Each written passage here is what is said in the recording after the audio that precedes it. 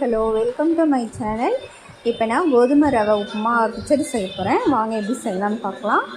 அடுப்பத்தை வச்சு கடாயை வச்சுருக்கேன், எண்ணெய் ஊற்றிருக்கேன். அதுக்கு கடுகு, உளுந்து, கடலப்பருப்பு போட்டிருக்கேன். அது நல்லா பொரிஞ்சதும் அது கூட ஒரு பெரிய வெங்காயம், ஒரு பச்சை மிளகாய், 2 பச்சை மிளகாய், கருவேப்பிலை இதை நல்லா வணக்கிக்கோங்க.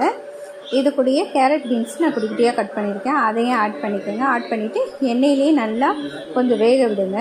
வெந்ததுக்கப்புறம் ஒரு தக்காளி ஆட் பண்ணிக்கோங்க. அது கூட கொஞ்சமாக மஞ்சள்தூள் ஆட் பண்ணிக்கோங்க.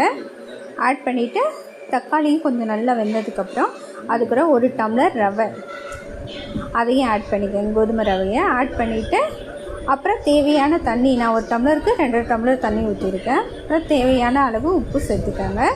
அவ்வளோதான். இதை மூடி போட்டு நல்லா ஒரு 1/4 மணி நேரம் குக் பண்ணுங்கள். பாருங்கள், குக் பண்ணோன்னே பாருங்கள் எப்படி ஆயிடுச்சுன்ட்டு. இந்த அளவுக்கு நல்லா குழஞ்சி வந்துடும். அவ்வளோதான், கிச்சடி ரெடி ஆகிடுச்சு. சாப்பிட்டு பார்க்க செம டேஸ்ட்டாக இருக்குது.